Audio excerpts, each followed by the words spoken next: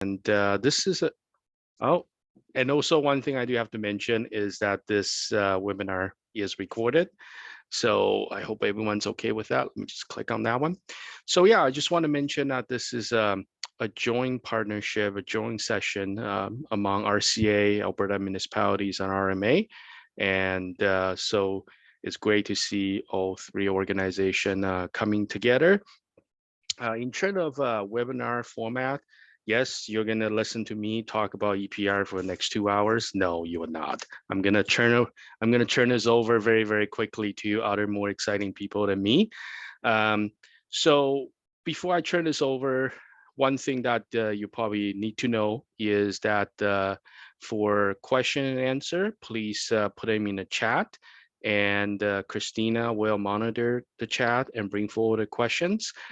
Jason London will be our moderator today, and I believe Peter DeMong will speak a few words after me.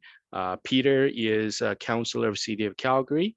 He's also a board member on Alberta Municipalities, and he is a VP and a director of cities above 500,000. All right, let's get this started. Peter, I'm going to turn this over to you. Well, thank you, Chai Wei. I appreciate that, and I appreciate the introduction. As some on the call may know, I'm not terribly good at introductions. But having said that, we're here to talk about extended producer responsibility. And as I'm hoping most of you know, the idea of an extended producer responsibility program is a provincially legislated program to encourage, no, not to encourage, to mandate producers and industry to take responsibility for major recycling programs, both physically and financially. Initially for paper and plastic packaging products, but also another one with regards to household hazardous waste. It is a program that will enable Alberta's communities to save money and reduce waste by shifting the costs and management of recycling away from municipalities and their ratepayers. Under a framework like this, hopefully, Alberta's taxpayers can stop paying to send waste to landfills and instead reduce strain on municipal budgets and move the entire province towards a more circular economy. The province, through legislation, will set standards that industry must abide by. This program will help all Albertans recycle more completely. The Alberta economy will improve by over $100 million. The Alberta environment will see a large decrease in GHGs created, and it will create over 200 jobs. It will standardize how and what is recycled across the province, making it simpler for anyone and everyone to recycle. There is no government more majorly impacted by this issue than municipalities. They have for decades been given the responsibility of dealing with refuse, recyclables, and compostables, but never given the resources for how to deal with it other than simply tossing it on top of a property tax. Don't misunderstand me. We municipalities have become extremely excellent at being hewers and drawers of recyclables and refuse. Problem being, we have nothing to do with it from that point on other than to say, please someone take it and do something with it. So unfortunately, we have absolutely no power to adapt the products, the product mix, or anything to do with how these products are created. Now, hopefully with an EPR program in place, or at least the beginnings of one, we can start to lean on industry and private corporations to hopefully bring us to that next stage of recycling. The one where industry starts to pay attention to the product that goes into their mix and the product mix itself, so that they can actually start responsibly creating products that can be easily recycled and reused, that moves us further towards a true circular economy. Thank you, and back to you, Jason. Good morning, everyone. Thank you, Chai Wei and Peter, for your introductions. Just a note, this cold Alberta weather, dry air has me a little stuffed up. I'll apologize for that in advance, and I promise I'll try not to sniffle. But this webinar's goal is to create a space for all Alberta municipalities to be better informed, to understand the effect of an extended producer responsibility framework. And to do that, the Recycling Council has brought in 2 of Canada's experts on what EPR means from a municipal perspective. And they're here to discuss their experiences from their respective provinces as EPR frameworks were designed and were or are being rolled out or updated there. As Chai Wei mentioned, our plan for today is to give some time for each of our speakers to focus in on what they think is most important for municipalities to understand about EPR. They're going to tell you what parts of regulatory design and the decisions of the provincial government about that design matter to you. And they're going to help you to understand EPR better and help you understand what you should be asking for as you respond to the Environment and Parks latest request for feedback. So following each of their presentations, I do have some questions prepared for the speakers, but I want to reiterate that ultimately this session is for you, municipalities. The questions I have, the questions you want to bring forward may be completely different. So we're really relying on your use of the chat to drive the conversation after the presentations and my limited questions. Christina is going to do her best to bring all of your questions forward. She may ask you to turn on your microphone and to explain your question if it's needed. But I want you to know, we want you to ask questions that you haven't found an answer for. And remember that all of your questions are important. If you're thinking about it, I guarantee someone else is too. So please don't be shy. And with that, I'm going to get into it with our first speaker. Here we have first up, Andrew Doy. Andrew is an environmental planner at Metro Vancouver. He specializes in extended producer responsibility programs and policy. Now, Andrew holds a master's degree in resource environmental management from Simon Fraser University. He's a registered professional planner, and he's been at Metro Vancouver since 2001. It's been more than a decade that Andrew's been focusing just on EPR programs and policy. Andrew, your slides are up. I'm going to let you take it away. Thank you. Yeah, happy to be here. Thank you, Jason and Christina and the folks at RCA for inviting me to speak here today. If I could have the next slide, please. Just a short list of things. These are kind of the key lessons I think that local governments here in British Columbia learned in the transition we made from municipally operated residential recycling system to EPR for packaging and printed paper in BC starting in around 2014. So the first one is plan for transitions. And here we're talking about, big transitions, like I said, for moving from a municipally run system to a province-wide, potentially a province-wide EPR program. So big transitions, but also little transitions as well, whether that's changing processors for the recovered material or changing haulers for collection within a municipality. The transitions take longer, require more effort and more time than you think they probably will. So just a bit of friendly advice there in that, start as early as you can and sort of expect that things will take longer than you probably think they should. The second one, and this sort of applies to EPR in general, I think not just for packaging and printed paper, and that's sort of understanding motivations and operating objectives. And here, what I mean is, many of the EPR programs are accountable to their board, which is made up of likely retailers or companies involved in recycling or brand owners and so on. And many of us in local government tend to focus on things like service to the resident. That's sort of our measure of excellence. The EPR programs operate a bit differently. They have a focus typically on efficiency and so on. And I'm not saying that one is right and one is wrong. I'm just sort of simply saying there are different areas of emphasis that the EPR programs will bring. And so just what those of us who work in local government, we might feel like the aspect of service to the resident is sort of doesn't go or doesn't need to be said. But in many cases, it probably would be good to bring that up and ensure that everyone is on the same page in terms of understanding, why decisions are being made or what objectives or performance metrics should be selected so that everyone is working from the same sort of base knowledge and understanding. The next one, new roles and responsibilities. I mean, and this one it's going to feel quite different, I think, for local governments in that, or at least the way the system rolled out here in BC, where local governments tend to be the client in many cases. They hire contractors.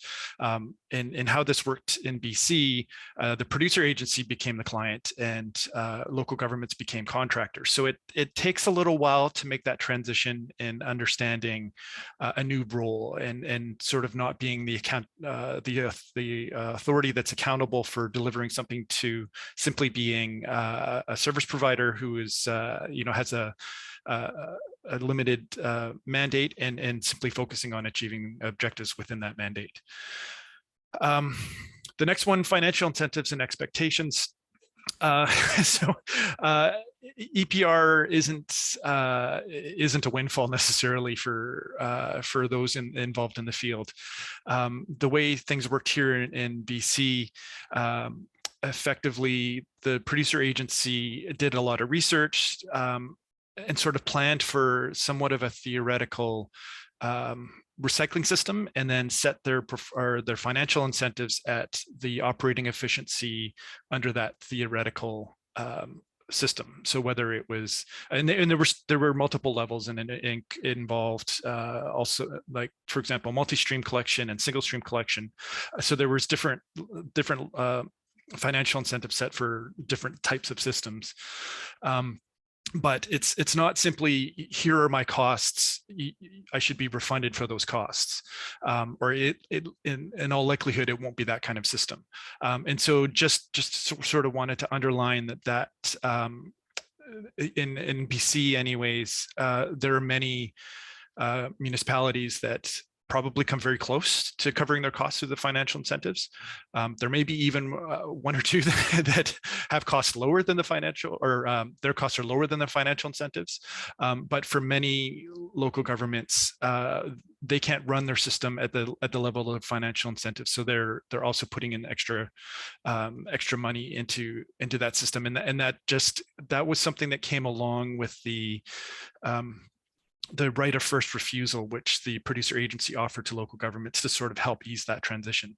And so just wanted to sort of clarify some of the expectations there around what the financial incentives would be and how they are set. And then the final one is about delinking collection and post-collection. And this is kind of a good thing and a bad thing. And so in one sense, it reduces or eliminates the accountability. Sorry, that's not the right word. It insulates the collector, whether that's a hauler or a private hauler or a local government, from what happens in the post-collection stream. And so whether there's difficulties in the market or things like the in processing or markets, whatever the case may be, if it's bad times, that falls upon the post-collection service provider and the producers, and if it's good times, the rewards go to them. And so as a collector, you don't share in the rewards, but you're also not subject to the risks. And so that does provide a bit of certainty around how you operate the collection system and how you can move about doing your business without necessarily worrying about what happens to the material once it's collected. That sort of belongs to the post-collection service provider and the producers. So that's a good thing, is that it insulates you from market activities, and you don't have to worry about what the markets are doing and how that's going to impact what's collected in the recycling. The challenging part of that arrangement is because the collectors don't have a contractual relationship with the post-collection service providers. It means if something comes up, if there's a problem, if there's a disruption or whatever the case may be, there kind of needs to be a bridge through the producer responsibility organization in order to sort that out, so that because the processor effectively doesn't have a contract with the hauler anymore, there's an extra step in that process. Often there are things can be sorted out, but in some cases it involves involving another party in that discussion in order to make sure things move forward. So that's a quick overview of I think some of the key lessons that we learned here in BC in our transition. And so happy to answer any questions or pass it over to Dave if that's how things go from here. Thanks, Andrew. Yeah, just now is the time for people to start pushing questions into the chat. I see there are a couple showing up there already. While we wait for some of those, if you could just give us a little more information about the financial incentives. Like, I think we know that in some cases, you know, the incentives don't cover all the costs, but how are the incentives determined? Like how does the producer responsibility organization determine how much they'll pay municipalities?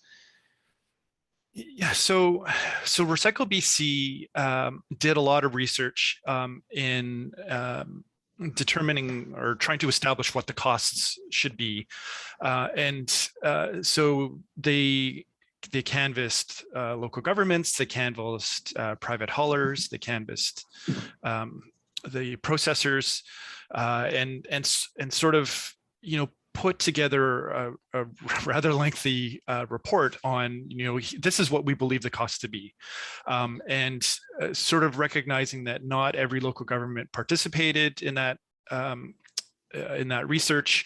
They did the best they could, I think, with the information they had available, and so they took that away and then said, okay, well, if we are now designing a system, and in this particular case, I think the right of first refusal, which was something I think many local governments here were calling for, particularly in order to ease that transition. In many cases, there were local governments that have contracts with haulers and processors that went beyond the transition date, which was May 19th, 2014. So this was a mechanism that the producers used to sort of smooth that transition so that local governments that had contracts could sort of be not necessarily trying to compete for their own territory in a more open, like a more open RFP process, if that's what the producers were looking to do. So that was a mechanism that sort of eased everyone through the process, and in exchange for that right of first refusal, the program decided that they would set financial incentives and they would be the same for everybody.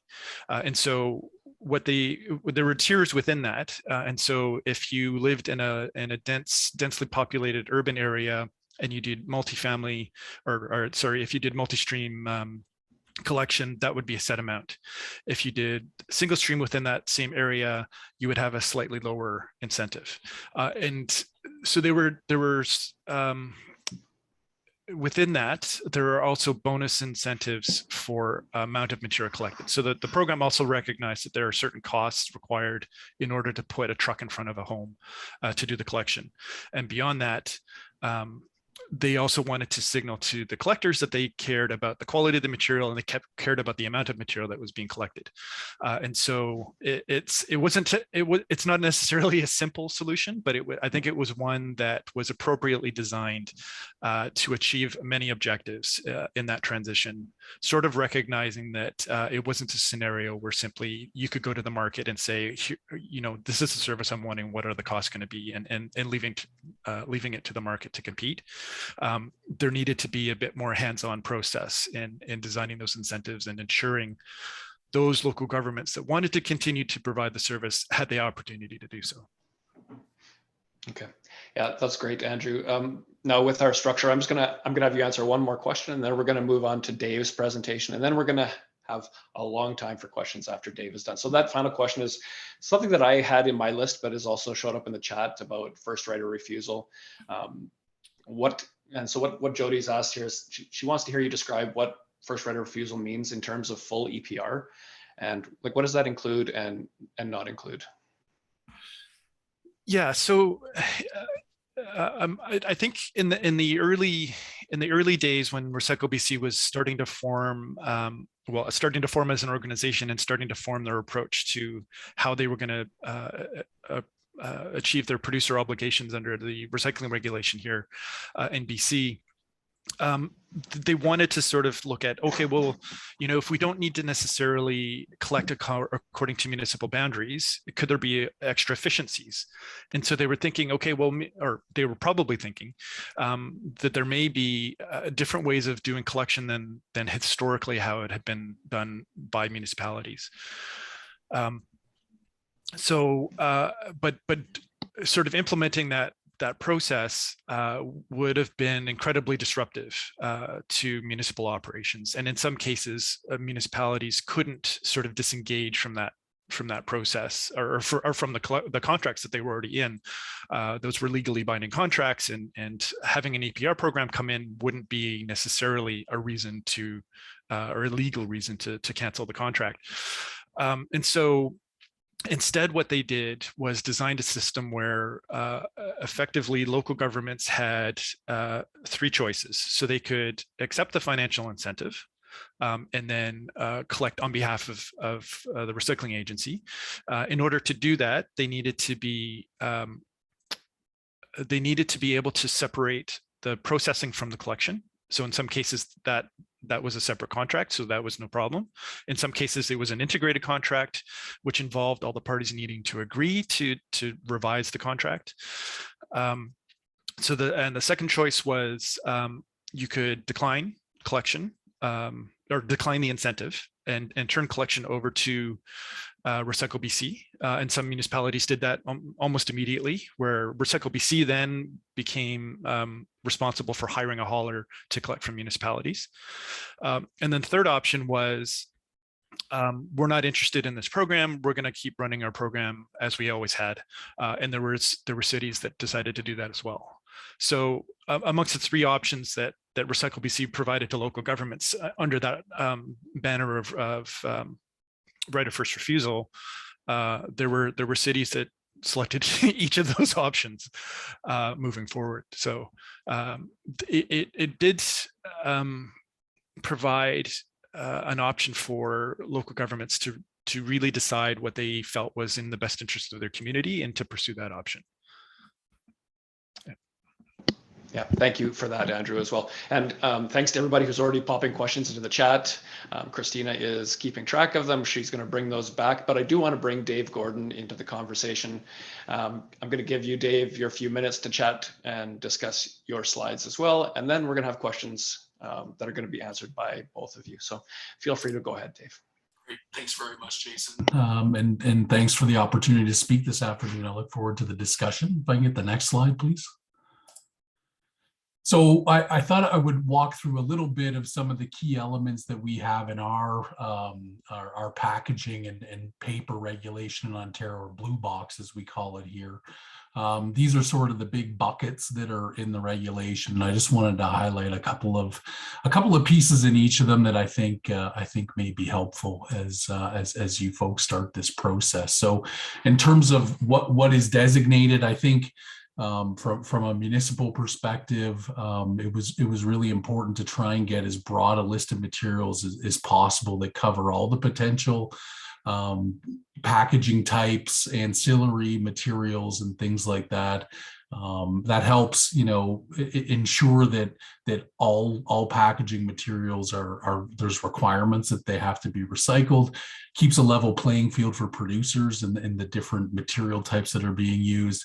And there was also some issues that we had to address between products versus packages in Ontario. So we had some weird nuances in our former Blue Box program plan where products weren't included. So things like if you went and bought 5 aluminum pie plates at the grocery store and then baked 5 pies and then put those empty pie shells in your blue box, that was considered a product and not eligible. Whereas if you bought a pie in an aluminum pie shell at the grocery ready-made, that was eligible. So some things like that learnings along the way, and I think a lot was done to look at BC and other jurisdictions to try and address some of those things. In terms of responsible persons, the definitions are definitely getting better. I would urge you to look at British Columbia and Ontario for some examples on those definitions.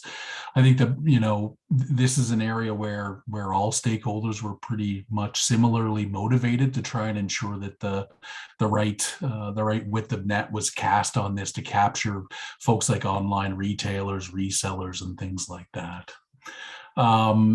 Eligible sources was and is a big issue in Ontario as the regulation was being developed. So Does it include, the residential sector only, the industrial, commercial, and institutional sector, or both? In Ontario, it is limited to the residential sector and a certain portion of the residential sector, but it does also include things like public spaces, schools, retirement homes, long-term care, seasonal homes, and things like that. So those are some things that you want to consider and look at your community's makeup and how those might fit. In Ontario, which I think is similar in Alberta, where municipalities were running the programs, although some of the sources that were being collected from weren't eligible for funding, they were still pretty important in terms of the community. So areas like small businesses along main streets, or main street businesses with apartments over top of them, many municipalities collected recycling from those buildings, but they're not eligible in the regulation. So that's a logistical issue that's having to be worked out now by municipalities, because it's not the material from those is not eligible in the regulation. But I think elected officials are going to still want to service those sources. So how does that get done? The other challenge with these things, especially around public spaces, schools, retirement homes, long-term care, there was a lot of and is a lot of variability across the province, depending on how each municipality's chosen to service that. So coming up with a standard and then implementing that standard is a challenge. Service requirements, wide range of different type communities here in Ontario, is I'm sure is in any other province. So we've got servicing in downtown Toronto, where you're servicing their urban core overnight, where you can actually get to stops and get through congestion, to in some of our northern communities with materials having to be barged across from islands to get to a collection and a consolidation point. So lots of variability. Landing on what's reasonable for a minimum standard is difficult, as you can imagine. So is it a weekly service or a bi-weekly service? Who provides the bins to residents, and how often? How are complaints going to be managed? That was an area certainly that municipal governments were highly engaged in here. And I think we landed in a reasonable spot. Not everyone's happy with it, for sure. Probably one of the biggest issues that I think people are starting to get a little bit more an idea of how it may work. But there was a big split in Ontario between municipalities who picked up weekly versus those who picked up bi-weekly, and both obviously wanted it to continue the way they had been doing it. There could be opportunities for that if as producers and pros start to move into implementation. Will they maintain some of those service patterns, at least initially, maybe with a longer term movement to a standard, or will they standardize immediately? So we don't know. That'll be watched with interest. In terms of management requirements, so included in this is targets. And I think, certainly in my view, high targets are key. Without high targets, you're not going to have sufficient demand for collection of the materials generated. And you need that demand in order to ensure that producers and their representatives and their pros are pulling that material through the system and getting it recycled and marketed. I think you're better to err on the side of targets that are too high, because you can always mitigate or adjust consequences to producers if targets aren't being met, if all reasonable efforts were made. But it's difficult to fix the inverse if you've got low targets and low market demand for the material. And I think communities will suffer for that. There'll be less demand, and that lower demand is going to happen in areas that has higher cost to collect. So rural areas, remote communities, northern communities, and things like that. I think you also want to look at targets that are material specific. So you want to ensure that there's pressure on producers and on the system and all actors to collect and recycle just as much difficult materials like, things with high cost, flexible plastics, laminates, and things like that that are more difficult to recycle or more costly to recycle, along with those that are more efficient, things like paper, aluminum, and some of the more traditional materials. So having sort of segregated targets on the different material types, I think is key. Promotion and education, it's a tough balance on this one for municipalities. There's a lot of effort that communities have put into promotion and education around the Blue Box program, but I think there's this issue too. You don't want to take on liability for performance, meeting targets and things like that. So how will that be balanced? The regulation does prescribe general efforts and requirements for producers. And I think, it's going to be important to ensure that the promotion education does occur in rural, northern, remote communities where operating costs will be a bit higher, to make sure that folks there are aware of the programs and how to participate. In Ontario, and with this regulation, there is a transition schedule, and there is the idea that, when municipalities reach that transition date, it becomes a commercial discussion between producers or pros in that municipality around providing collection services or processing services. So having this schedule in place and having a firm timeline on it was really critical, so that municipalities could plan properly, plan with their service providers on how to disentangle contracts, assets, and things like that. Without this firm schedule, municipalities would be at risk, as would service providers and others. So this sort of disentanglement from a municipally sort of designed, operated, implemented system over to producers more running it's a complex process to untangle that. And I think we've seen that in both British Columbia and with where Ontario is headed. If I can get the next slide, please.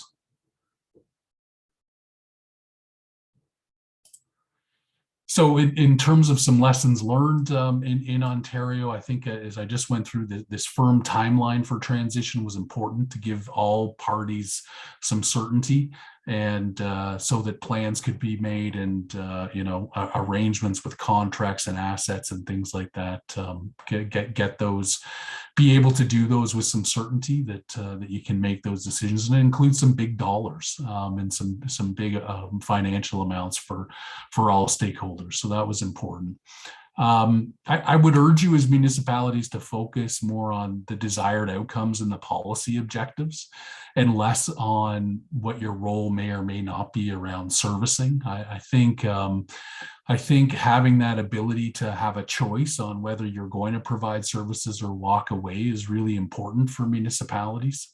And I think certainly the experience in Ontario was a lot. There was just a lot of bickering and debate. I think that municipalities just wanted to sort of have their cake and eat it too, to be paid for doing recycling and to just make all the decisions on it. I think when at a certain point in time, when we reached a point where municipalities were really clear to say, if producers are interested in having municipalities provide service, they'll consider that and see if commercial terms will be met, but making it really clear that the responsibility for this was on producers, and how they were going to do it was helpful in the discussions. And I think you're better off to not be tied to a requirement to provide service, and have it something that can be more negotiated and bargained. High material specific targets are critical, as I mentioned. I think you don't want the focus to be on achieving an aggregate target. You want there to be pressure and some tension there to have to get all materials that are generated, including the ones that are more difficult to recycle. In Ontario, and in other jurisdictions, that's a big reason for these pieces of legislation, is to try and address things like, litter, excess materials that can't be recycled, a growing list of materials that couldn't be recycled in the system. So without that tension to ensure that they have to be included and collected, I don't think we're quite meeting our full objective. all packaging material types should be included. I think that was something we've seen here, that the list of materials isn't as broad as it needed to be. It's grown considerably. I don't think it's quite as fulsome as what municipalities have wanted, but it's a great step forward compared to where we were. And I think from our learnings here as well would be for your sector and with municipalities. I know you've got multiple sectors here, but around your municipal governments, I would urge you to work collaboratively and start to plan ahead. Start some of that work together through your different organizations and agencies to look at all those different pieces around eligible sources, who's collecting what, trying to get a sense of what types of materials are collected across the province, how they're collected, and the different eligible sources, who's collecting from which sources right now. All is going to be good baseline information that'll help serve you in the future. So I think, Jason, that's it for me. Happy to take any questions. Yeah, that's really good, Dave. There's some great information there about targets. But about being high, and they should be granular to make sure that we're really getting some good environmental outcomes. I did want to ask you specifically, you talked about contracts, and this is something that's popped up in the chat as well. We have municipalities in Alberta here that contract collection. We have municipalities that contract processing, and some that do collection and processing. What do you advise municipalities to be focusing on over the next couple of years in advance of this regulation implementation, with contracts that have to be renewed in order to continue to provide service? So I think there was a big effort, Jason, put in here to come up with different types of off ramps that were available in your contracts. So through procurement, I'm happy to link you folks with some of the people who developed that. It was in Ontario, the Continuous Improvement Fund did some work on that to look at some clauses to help people have contracts that had some off ramps or some abilities to deal with these potential legislative changes. I think it also gets into that other point I raised about the timeline is, if you know exactly when you're going to transition, you can start to plan for that with contracts and things that are ending on those dates, so that you can make that pivot unencumbered by any other commercial agreements and things like that. It's no Pollyanna. It doesn't work in all cases. There was a lot of municipalities who had to do short-term contracts to get to their transition date. For some, their transition dates didn't line up for them, and they had to make some accommodations for that in their procurement. But it's a lot easier to do if there's some type of a schedule or a date you're working towards, rather than something nebulous. So I think some firm dates are pretty important for that piece. I think you're muted, Jason. Jason, you're muted. Yeah. I hate being muted. Had to happen. Anyways, sorry about that. Christine, I'm going to hand this over to you in just a second. I did want to ask Dave one more question. There was a question in the chat about the BC system being thought of as a monopoly for producers. I wonder if you could just talk about what Ontario has done to sort of reflect that, and with their competitive system, and how that might be expected to work for municipalities. So it is designed to be this competitive competitive market model. So I think, and it was to address concerns around the sort of industry funding organization or kind of monopoly model we had, where we had a Recycle BC, it was Stewardship Ontario here, who basically represented producers across the whole program. There was concerns with that, about their ability to sort of influence the market and procurement and things like that, which I think are well-founded. The challenge is it is difficult to move to competition and provide certainty, and we're kind of embroiled in that process right now. So I think there's lots of learnings that are going to happen from this. There's been 3 producer responsibility organizations who have formed in Ontario and are engaged in a process right now about setting rules to establish a common collection system. So the idea in Ontario is that there's going to be this almost like a utility, if you will, set up where the same collection system will service all residents. The costs for that system will be split, I would assume on a pro rata basis, depending on the amounts of materials that each producer supplies into that. The three pros have to figure out how they're going to establish that, who's got responsibility for which pieces of it, and how they'll then distribute those costs back to their member producers. So I think, I think there's potential for it. I think it's a complicated process to establish this. I think the idea is that it can lead to a bit better system with more competition, but I would say the jury's out on that. And there is some very wide-ranging opinions on that. There's a lot of people saying we never should have done this, that this is terrible. And I think there's others, though, saying, we do need some competition in this marketplace so that all different stakeholders have some choices versus just being driven to one sort of service organization.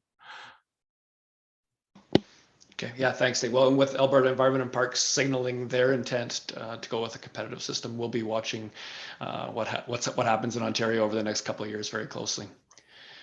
Christina, there's been some great questions in the chat. I'm sure you're ready to highlight some for our speakers. Absolutely. Yeah, fantastic questions. And I think it's largely related to the fantastic presentations that we got from Andrew and Dave. Thank you so much for sharing your insights with us. I think it's really important that municipalities in Alberta get to hear about your experiences. And that has led, I think, very much to these great questions. So I thought we could start with some sort of fundamental EPR questions, because a few of those have been coming up. And the first one is around who actually decides what materials are obligated under a regulation like PPP, for example. So I just wonder if you can address who actually does that and how PROs and or municipalities can actually play in that role. So I think we can probably have both speakers comment on that, and I know it was sort of addressed in Dave's presentation, but I think both of them would probably comment on that. I can start, Andrew, then I'll pass to you for sure. So it was established in the regulation in Ontario on what had to be the different eligible materials. So that was done in the regulation. There was consultation across all stakeholders for a long time as folks looked at that. I think there was a good look, Christine, at other jurisdictions. There's BC to look at, there's the EU to look at, and I think certainly municipal governments in Ontario, as I mentioned earlier, were advocating for this broad list of materials that it had to include all types of packaging materials, and that gets into things like compostable packaging and things like that too, that it needs to be a level playing field across those. Great. Yeah. Andrew, do you have something to add? Yeah, basically it's the same as what Dave said. It was established in the regulation, and it's established at a level that's fairly broad and would encompass nearly all of the business units sort of operating in that space, whether it's the grocery store items or general merchandise or specialty items or delivery from the internet, whatever the case may be, it's all scoped in. Compostable packaging is included, although still being researched about how that folds into the producer's obligation and how much material is being out there and going through the organic stream. But effectively, it was a fairly broad definition, but that was established by the provincial government. Okay, fantastic. Thank you. So another fundamental question that I think it comes to mind for a lot of people before we get into real specifics is, does an EPR, because producers end up actually funding the system, does an EPR then just increase the cost for producers, and how does that reflect then on the cost of the products and the materials for the consumer? So in BC, there was no fee attached. So many of the EPR programs that operate in BC have a fee they attach, which funds the cost of the system. As it related to packaging and paper product, there was no separate fee. It was just incorporated into the cost of the product. In some cases, I think most of those prices may even be set nationally, and so it would be the same. Like I wouldn't imagine a scenario where a jurisdiction, a province that chooses to regulate packaging through EPR would increase its costs relative to a neighboring province. I think it's just sort of absorbed within the system, and then. So I guess it depends on your on what level you're looking at that question. Will it increase the cost for consumers? No doubt it would. However, it wouldn't necessarily impair one jurisdiction relative to another, and so it wouldn't increase costs in. So that producer, or rather retailers in one province would have to sell at a higher cost than retailers in a neighboring province. Okay, that's an important point, I think. Dave, I think you probably have something to add to that as well in terms of what you anticipate in Ontario. Yeah, I think it has been it's a question asked a lot as we were starting this process, Christine, and it's a good one. I think ultimately it comes down to, though, what was in the opening remarks from the Calgary councillor. I apologize, I can't remember his name, but it's producers who hold all the levers and the choices here. So the cost of this going back to them, they're the only ones who can really influence it, right? So I think that cost has to lie with them so that they can then use their decisions around this. I think what you're trying to do is really move the packaging decisions into more of the marketing lexicon and the way the brand owner's looking at it, that it's another set of costs they want to try and control and try and develop some competitive advantage through. So I think having that there is important. There could be, there's no, I think the intent is that it would be included in the cost, but that then goes into this competitive environment where all these brand owners are competing against each other for your consumer dollars, and there's a lot of tension there to make sure that they're minimizing those.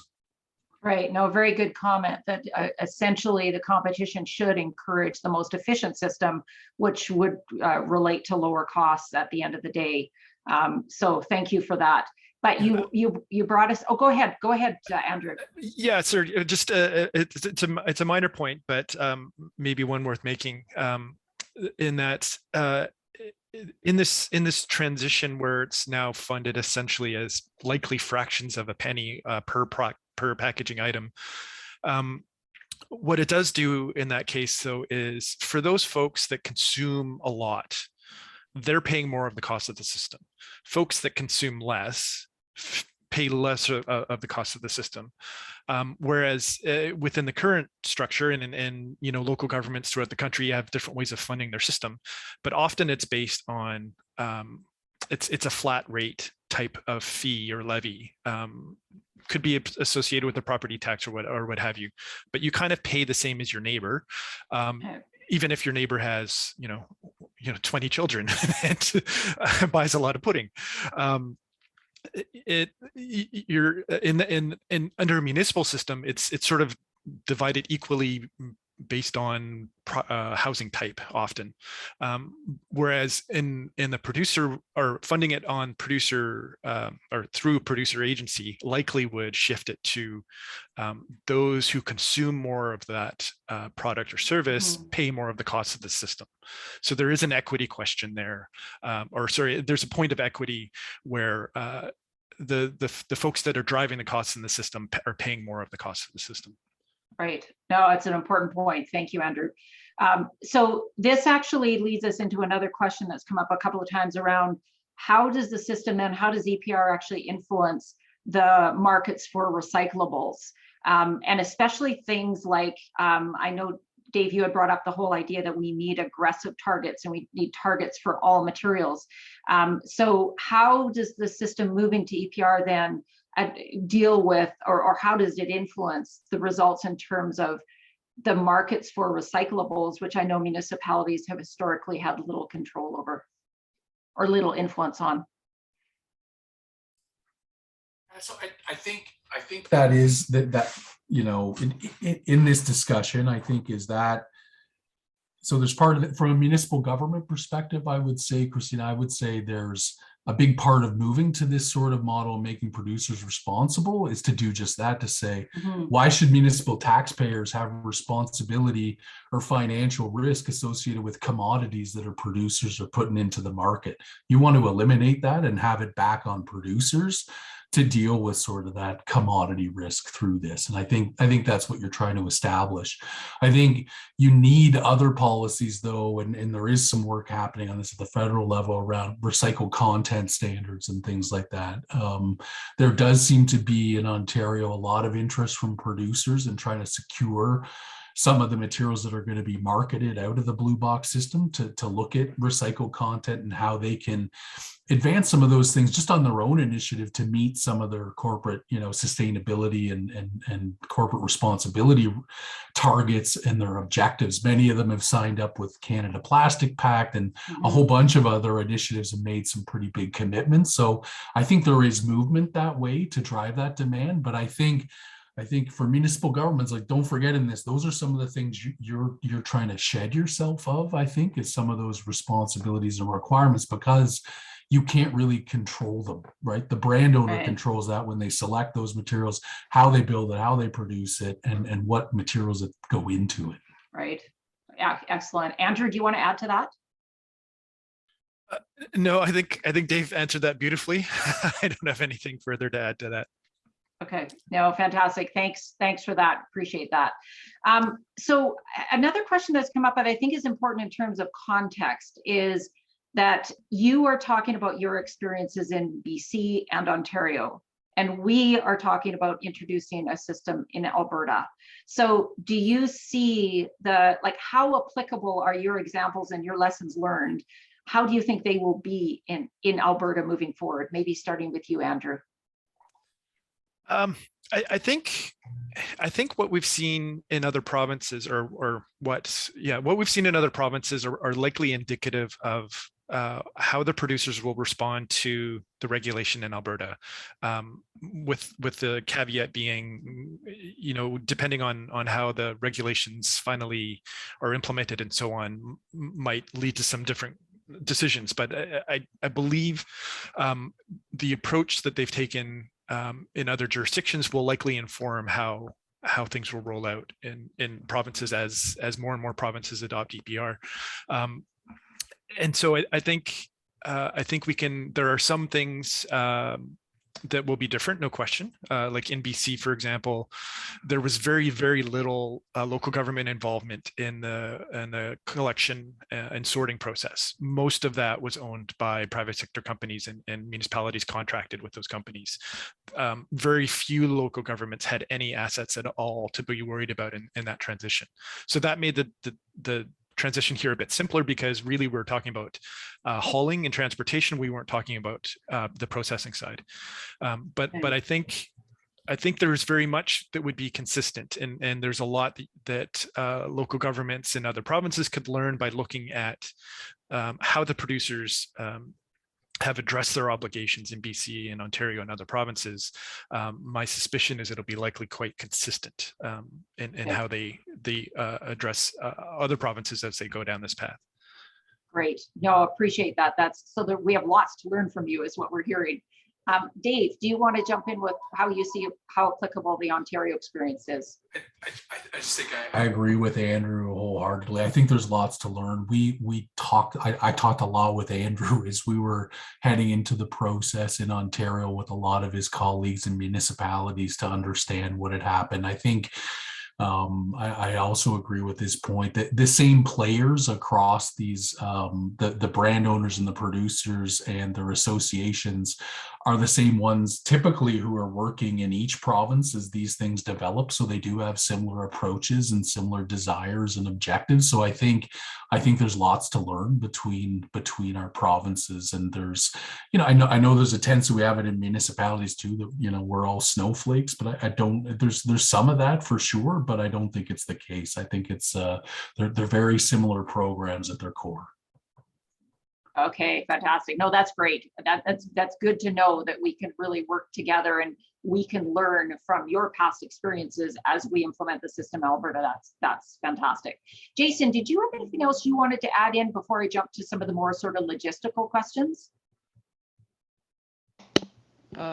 Yes, possibly. I think one of the things we haven't talked about today yet is, the hazardous and special products, or HHW, as we call them here in Alberta. What we will be calling HSP in the future. Now, there's been some discussion again from Alberta Environment and Parks, asking about a phased approach to requiring producer responsibility for these materials. Could either of you just speak to maybe your opinion or advice on what municipalities should be saying back to government on that? Is it whether there's any reason to have a phased approach? And perhaps, what didn't work and how those programs were designed in Ontario and BC. Well, I think so. The hazardous waste program here has been operating for many, many years, and I think for the core products, including things like paint and fuels and that kind of thing. There's quite good understanding amongst residents of what's in a program and what isn't.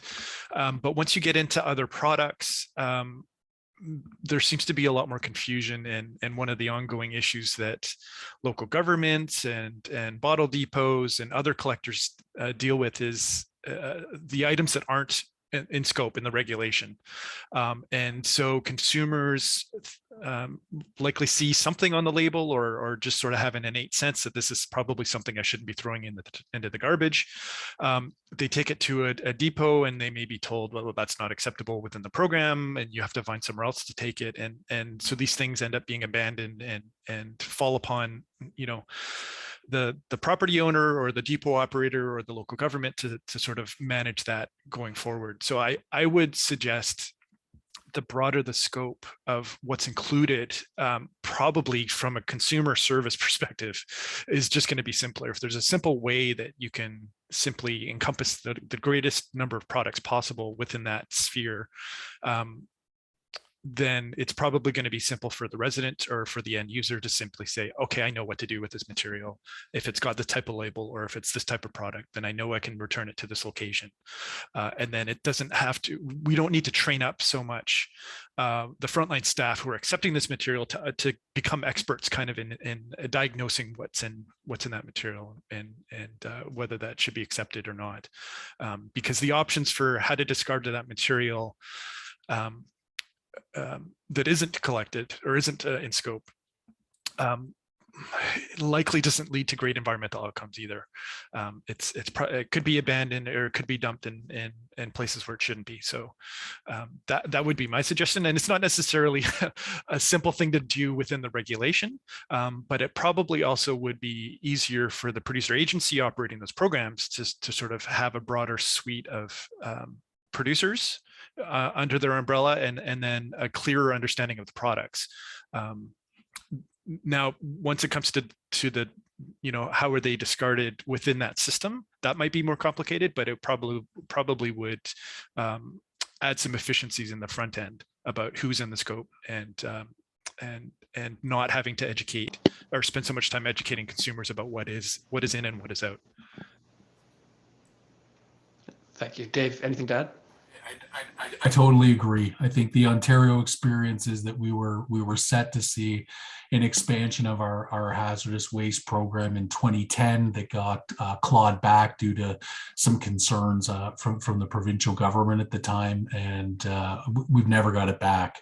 We just had another regulation passed, which basically transitions the existing program. But since 2010, the hazardous waste program has been sort of stalled out in terms of the materials, and only covers a portion of the amount of materials that consumers bring into hazardous waste depots and in collection programs. So I would agree. I agree. It is difficult. It's a challenge. It's a challenge to try and get targets right and things. But I think I would urge to try and get as much in as you can while there's some political will to get these programs implemented. Targets, those things can all be worked out and easily amended. Trying to get new materials designated is a bigger challenge. Thank Yeah, you. thank you, Dave. That's such an important point, and we have a small window that we have to get these regulations implemented as well. So it's a very good point. We've got to strike while the iron is hot, for sure. So moving then into some of the more sort of operational questions, and I think that there's another high level question. Thanks, Rob Smith, for this. So at the end of the day, Andrew, in BC, what was the real impact on municipalities? Like, how many of them basically are still providing service themselves and getting funded? Are some of them actually, did they turn it back over to the PROs like that? Like, what was the real impact for municipalities in BC of this regulation? Yeah, so I think that's unfolding still. So at the program launch, I think I mentioned in my opening remarks, there were, in this case, I'm just talking about the members within Metro Vancouver. Within the province, there's substantially more municipalities and complexity, but there were two relatively small communities that decided, no, we're gonna get out of the recycling business. We're gonna turn it over to the producer agency, and we're gonna focus on organics and garbage, and we're not gonna worry about recycling anymore. Most of the municipalities decided to accept the financial incentive. I suspect it had something to do with a bit of the unknown in terms of what the impacts would be to residents about turning collection over to the producer agency. And we had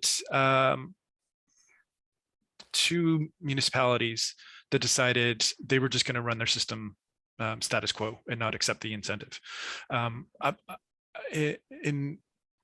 I can't entirely say why they decided to do that, but I suppose that provided the greatest amount of certainty that in that case, the local government could make all of the decisions around how the recycling system worked. They decided what was acceptable. They decided when the pickup was going to be, so they were fully in control.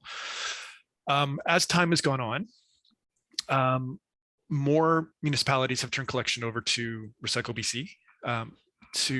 So at this stage, I would guess, I haven't tallied up the numbers, but I would guess about somewhere between 30 and 40% of the population of our 2.7 million people, about 40%, maybe a little bit less, is serviced directly by Recycle BC now.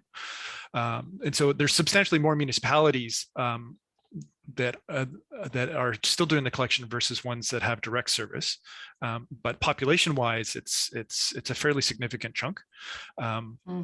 And one of the municipalities that didn't want to participate has now joined the program. So there's the one that's still out is a relatively small community that's an island, and they kind of run their own system, and I don't know if they will ever join, but it's a bit of a unique situation where they're sort of operating kind of literally on an island, and kind of do their own thing. Excellent. No, that's very helpful. Thank you. And I know, Dave, maybe you could just comment quickly on because you're kind of in transition, how you anticipate this will roll out in Ontario, what you think the outcomes will be based on that same question. Yeah, so I think just taking a quick look at the chat, I see in a lot of a number of comments about what does this mean for local jobs and municipal jobs and things, and totally, you know, I think Ontario municipalities do have some of the same concerns and certainly have looked at some of the same things. But I do think from a policy perspective, it's important to try and just look at, you know, what is your what is your key outcome of this, or your key objective for this new legislation, this policy? And I think what we were finding in Ontario, I can't speak for Alberta, was that in our shared responsibility model, where we, municipalities were responsible to design, operate, implement the system, do all the marketing, and then negotiate basically with Stewardship Ontario to try and get 50% of our costs back. That was arduous as well. I think there was this realization that we don't have the right position in the supply chain to make the changes needed to get the system to work better. When we saw the collapse of offshore markets and things, when we've seen market revenues decline in a lot of materials that were the most rapidly growing segments that producers were starting to use and things, I think, Christina, it became obvious that fundamentally there needed to be a change to have these decisions in this system more in the hands of producers. So I think what the municipal role will be is going to be up to commercial negotiations. I think in our members' views, a number of them, there's still tons of work to do. They're going to be still responsible for garbage, for leaf and yard waste, for green bin collection. There's a lot of other things we do in the waste space, food waste reduction and others. And we do think that, there seems to be some interest from the producer responsibility organizations to leverage some of that municipal expertise that we have, because we've been running those systems for a long time. There's a lot of expertise in how to deal with complaint management, response to citizens and things like that. So we don't know at this point, but I think there was I tried to say it in my opening, probably didn't do it well, but I do think, I get the concern and stuff, but I do think you need to almost decouple that from what the policy intent is we're not seeing in Ontario, we were not seeing any gains in diversion rate. We were seeing diversion rates and the amounts of recycling drop because of a much more complex packaging stream, residue levels going up. And I think if we wanted to get some fundamental change, it had to happen with this shift in responsibilities. Right. And you raised an important point, Dave, and back to you, Andrew, because your system is implemented. Can you comment on how any changes you saw or influences over local employment, local processing, that whole issue of how much stayed more local as opposed to becoming provincial or even broader? I think, and I'll be careful here about what I say because it's really Recycle BC's story to tell and not really mine. But in the latest transition on the post-collection side, so not within the collections activities that local governments would do, but the processing side, which was always the private sector, the latest transition that Recycle BC made, one of the key reasons they said they were making the transition was that there would be more material staying within North America in terms of where it was being sorted and bundled and marketed within, as a commodity. And so it's certainly something that Recycle BC says is a priority for them. And in terms of the jobs piece, we really haven't seen, or I haven't been made aware of any significant fluctuations on the collection side. Often, if I mean within the city of Vancouver, which did transition to direct service and did collection with their own trucks and crews, the staff that used to do recycling were redeployed to other areas within sanitation, whether it was streetscape collection or garbage or organic. They simply transitioned to a different role within the same utility, essentially. And in the other cases, many of them were contracted to a private hauler who likely bid on work through Recycle BC for direct service anyway. So we really haven't seen much in terms of fluctuation on the job side, other than who they may report to. Yeah. Okay, and just to drill in a little bit deeper, and then I'm going to go back to Jason, who has some other questions. This whole, because we did see that in BC, where especially with the changes in the international markets, that so much more of your processing and your actual material management stayed domestic as opposed to going international.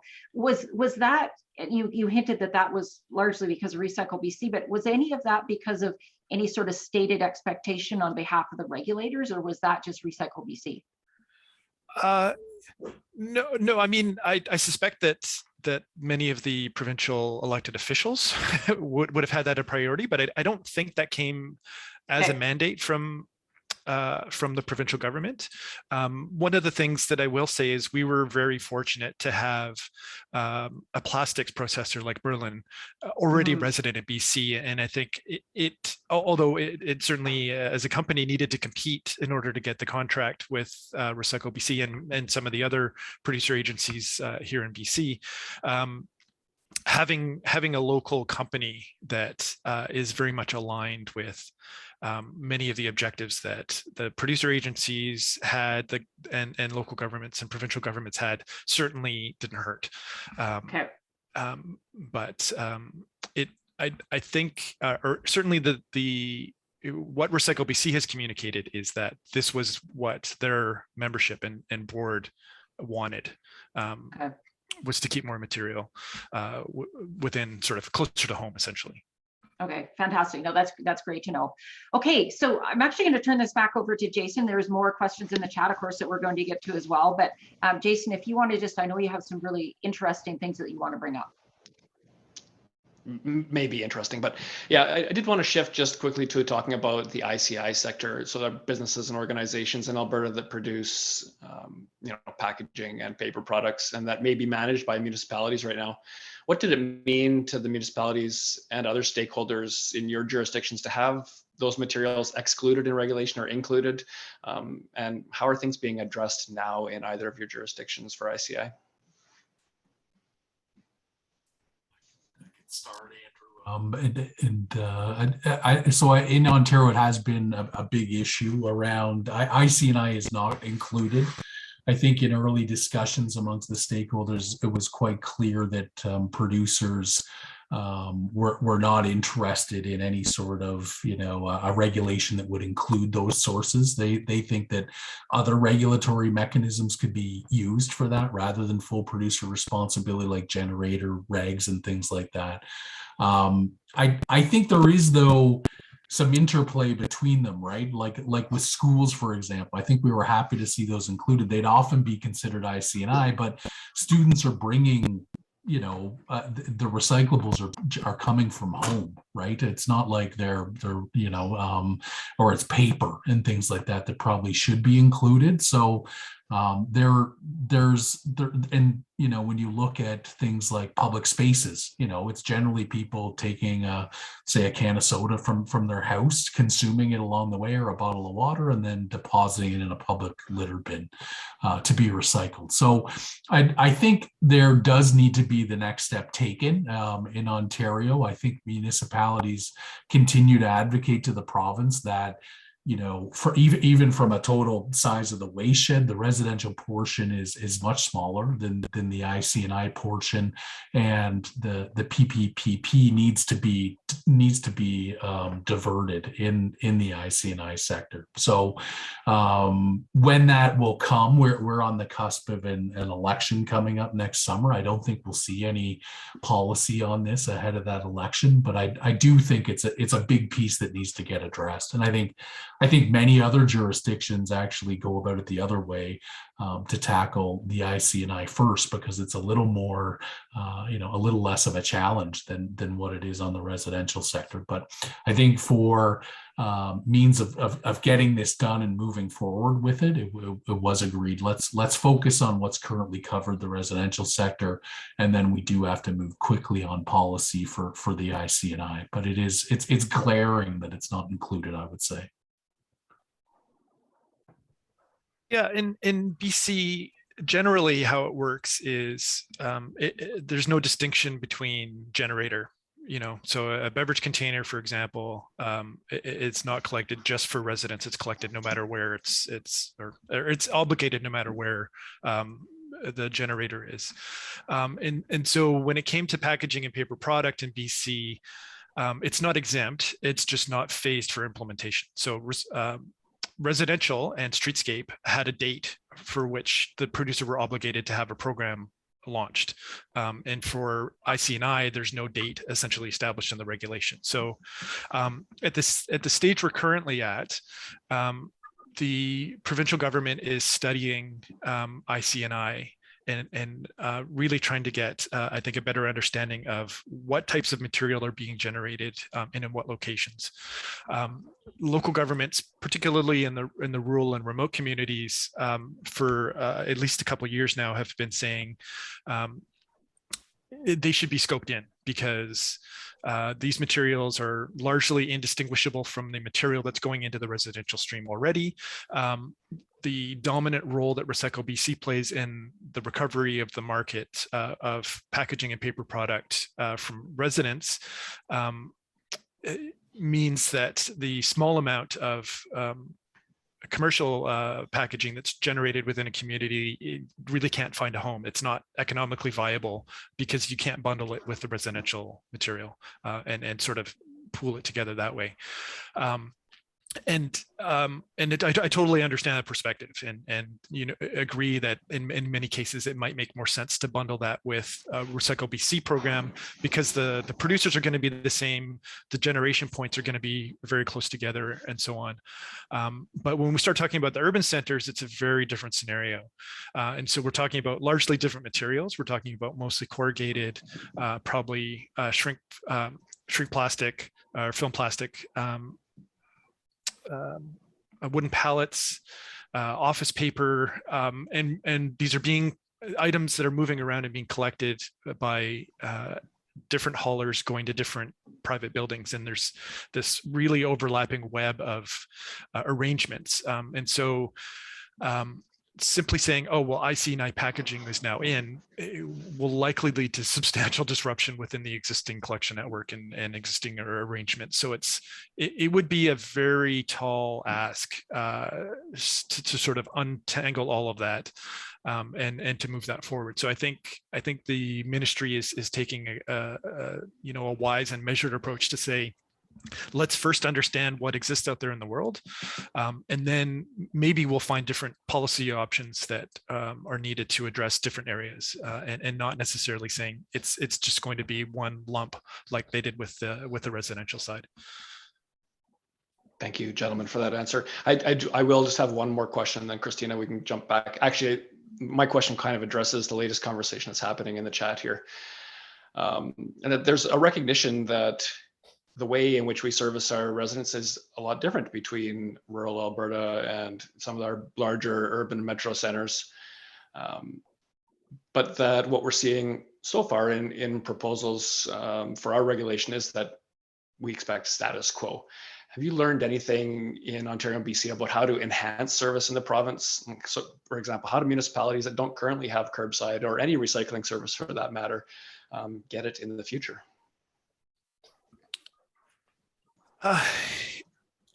It's a tough. Well, I'll just say what we saw here in BC is we had communities that the producer agency had determined based on their own analysis essentially qualify for service. So they could have. Or they met criteria that the producer agency had done their analysis and decided this is a viable option for curbside collection as opposed to depot collection, which is how it had been historically running. It's not what the community wanted. So that I think it's important that communities maintain the ability to make decisions around what they believe is best for their own community. So in this particular case, they felt like we don't want curbside, we don't want more trucks on our roads. We want this to continue to be integrated within how people are operating now. On the other end, there was I believe it was the city of Prince George, had curbside garbage collection and possibly organics. Don't quote me on that, but they didn't have curbside recycling collection. Then when Recycle BC took over, they provided curbside collection because it's a relatively large city, and so I mean in those cases like I guess what I would say is it's not easy to predict how the producer agency will respond in terms of providing service levels or deciding which areas should be next for expansion or moving up to a higher level of service, because in some cases the communities may not want it, or in some cases the local government didn't provide it to begin with, but it was offered under a producer agency. So it's not easy to predict what conclusions the producer agency will bring when they're sort of bringing a province-wide system towards implementation. They may make different decisions than local communities will make when it's just the local community making that decision. Thank you. Yeah, we are getting close. Oh, sorry, Dave. Yeah, if you want to add something, quickly, go ahead. So just quickly, Jason. I think there was a push certainly from municipal governments that residents should have access to these programs, all Ontarians across the province, because if they can purchase and consume these types of materials that are so ubiquitous, they should have the same opportunity to be able to have them recycled.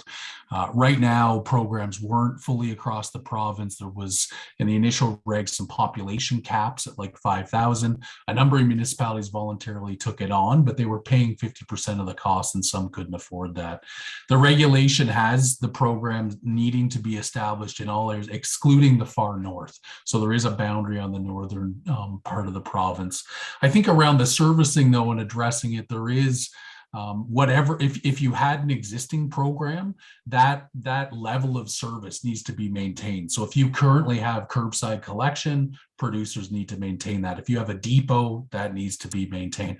For areas that are getting a program for the first time, I think an interesting way to look at it is tie it back to how garbage is dealt with in that community. So if residents are receiving curbside pickup of garbage, blue box packaging should be the same. If you have to go to a transfer station or a landfill and drop it off, it should be more of a depot system. And I think that gives a nice parallel to it. Right. Excellent. Okay, well, I'll jump back in then, Jason. We only have 10 minutes left, but we're going to try to get through a couple more questions that have come up that I think are important.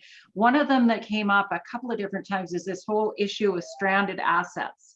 So, of course, during the transition, municipalities are not necessarily sure or confident of what do they do with what they already have. So if they have equipment already, if they have processing facilities, or even contracts, like service contracts. So should they be, I know it came up a couple times in the questions, should they be trying to negotiate short-term contracts? And you had referenced this a bit before, Dave. So in terms of the municipalities, what is their best approach while they wait for EPR to be fully implemented, which is going to take at least a couple of years? So I think you do want to give some consideration. We can provide some of those links to off ramps in contracts, that if there is this legislative change, you've at least put some forethought into it on how will you do that. Some municipalities put in pricing. So in each year of our contract, if it ends, what does a buyout cost look like? So they've got some awareness of that. On the processing side, this discussion in Ontario about full producer responsibility has been ongoing for a decade. I think it has been one of the challenges we've had, is that there hasn't been any certainty with it. But I do think municipalities they still had to make investments in processing. They still had to ensure that facilities worked and were efficient. But I think there was a lot less capital expenditures on, improvements, growing facilities, just to be prudent, to say, we're not sure how long we're going to be in this. So I think investments, improvements, capital upgrades and things, you want to look at things that are going to pay back in a short amount of time. And it's a best guess on when you might see the legislation, but I think I would be advocating to the province for some certainty around that, because those are certainly all things that it shouldn't just be borne by the municipality. There needs to be some transparency there and some certainty so people can plan. Right. And I don't know, Andrew, if you would just want to very quickly add some, because I know you had said before that we understand that the stranded assets in terms of processing were less of an issue in BC, but maybe you can just comment on things like contracts in terms of your recommendations for municipalities. Yeah, I guess, and it's difficult to know. I was just thinking sort of more trying to take some reports to your elected officials and start to get them prepared to make a decision at some stage around what they might want to do in terms of the future of the community.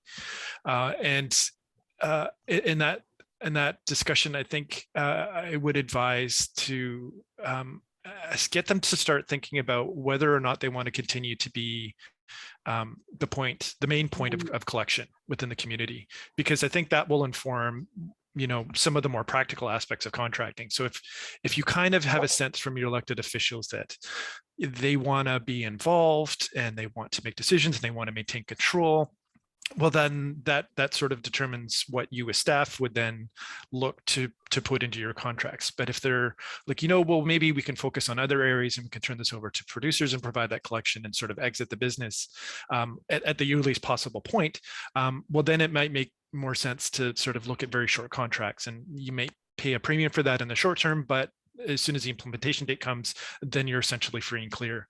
And so I think that's the only additional comment I would make to what Dave had said earlier is to sort of just, start to go to your council or board or whatever the decision-making body is, and just sort of try and get a sense of what they feel like is the best option for the community going forward. Right. No, that's helpful. Thank you. Okay, so the next question, I've got two more questions I want to get into. The next one is actually around data and targets, because Alberta has a much less robust data system than either of you have. So basically, we don't have a great baseline. So we're having to develop targets without a great baseline. So I'm just wondering how you guys feel about, is it sensible for us to adopt similar targets to what you have? Again, because of our lack of data, do you think that makes sense? Yeah, I would say so. I think in this case, there's no, because it's the way that the producers will count is different than how municipalities count now. Okay. It may not be like you wouldn't, like for many local governments, I'm sure, are counting diversion. That doesn't equal recovery. So whatever your community is achieving now in terms of diversion doesn't necessarily equate to recovery. So I would suggest without a robust data set, then there's no reason to conclude that targets should be different or should be different from what other provinces have seen. Okay, no, that's fair. Dave, would you agree with that, or anything you'd like to add to that perspective? I totally agree. I think Andrew's touched on as well, but important to remember is how the target's being calculated. So there are differences. So British Columbia is a collected target. So it's how much of the material actually got collected and is delivered to the MRF. Ontario is a bit different, where it's back end of the MRF. So how much of it actually got shipped to secondary markets. So you could say a little tougher target to achieve, that it actually had to be processed and marketed. The EU, though, goes beyond that and only counts materials that are reincorporated into new widgets and new products. So that changes it a bit. But I think the idea of looking at those other jurisdictions, understanding where it's being measured, understanding, and then using those. I don't think anyone's got a really great data set, Christine, or has had to try and set these things. I think looking at those other jurisdictions is a really great way to start. Okay, excellent. Okay, so we're just about ready to wrap, but Andrew, I just wonder if I can just ask you a quick question, because circular economy has come up a couple of times, and I know that BC has really embraced that in terms of some of their expectations. I wonder if you could just quickly comment on how your EPR system builds into circular economy. Yeah, so within the recycling regulation, and it's not a perfect mesh, but within the recycling regulation, essentially all of the EPR programs have a suite of options that they can choose from, being, starting at what's going into the garbage to, reuse within the system. Most of the programs sort of land in the recycling space. And within that, I think the provincial government is looking at different options around how do we now ensure that this material is being used and isn't a new material. Okay. One of the things that we've seen, or I remember hearing folks like John Coyne from Unilever say is lacking sufficient reliable, high quality sources of material is a barrier to national brands or international brands in starting to build in those recycled content ingredients into their product. And so I think this is going to be one of those things that is going to be a bit of an ongoing discussion going forward, at least amongst those large brands, is as producers become the decision makers in more and more provincial systems, that's one less barrier that they have in having that supply of high quality material that they're seeking going forward, because they're designing the system.